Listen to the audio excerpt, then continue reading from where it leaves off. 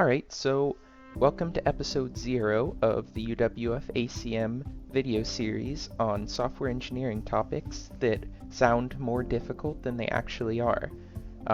So our episode 1 is going to be about how you can go and create your own database really quickly for projects and stuff.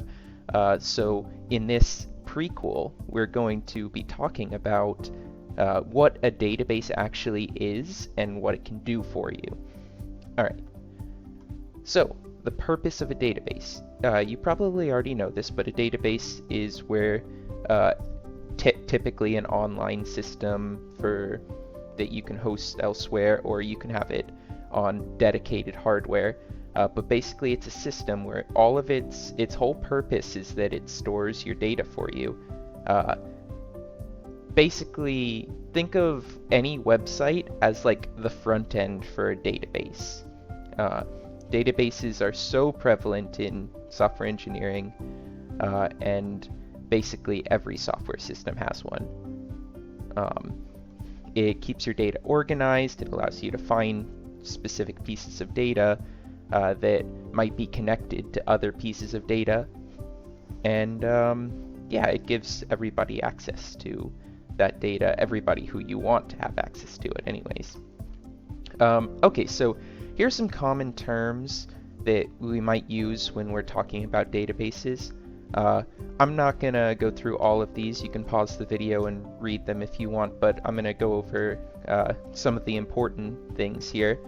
Specifically, table. A table is basically a set of data. This picture over here is a table. You have your keys at the top, your data names, and then every field underneath includes actual data that's in the database. The next thing is the primary key. Generally, you have a field in your database for every table that denotes that row as being its own thing. So if I say fetch me the data with an ID of 1, you know that you're talking about this row. All of the data in this row can be attributed to this number, and the primary key has to be unique for each row. And it can be anything. So say if you know for a fact that there's never going to be a repeat name, you could have the name be the primary key. Say you're doing a class list for a classroom, and you know none of your students share the same name. You could have that as the primary key, but generally, in order to keep it standardized, we would use an integer ID like this. And then the last thing I think I'm going to go over here is the query. Query is basically sending a command to the database to fetch a piece of data. So a query would be in this table, find the row that has an ID 1, like we talked about before. We'll probably go over a lot of this stuff in more detail later when we talk about like what to do with your database, probably episode 2 after you've created it in episode 1. But like I said, you can pause and keep looking at these.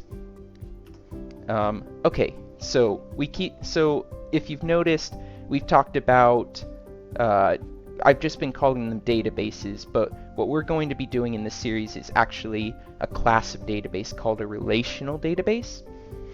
And what a relational database is it is a database that maintains relations between certain things.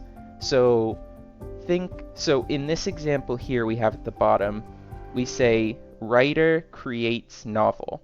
So the way that would look is you'd have a table like this, and each one of these would be your authors, your writers, and then you would say, okay, well, for each writer, or maybe each writer can have multiple novels, and you'd have a table like this, and it would be full of novels. And then you would create a connection between the writer and the novel. And that's sort of like the specific thing about relational databases is you have these keys that allow you to connect data together.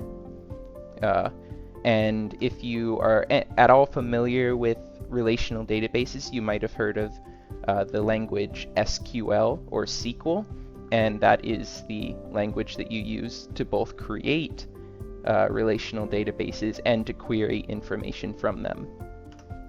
Finally, why should you use a database? Well, there's a lot of different ways to store data, and especially as a student, you will often come across many different ways that you could accomplish something similar. But databases are, like I said, basically every single website on the entire internet is the front end for a database. When you get out into the industry of software engineering, computer science, whatever industry you're looking to get into, you'll find that having information about databases or knowing what you're doing with databases to be an incredibly important skill. I personally did, and many of the people that I know also did.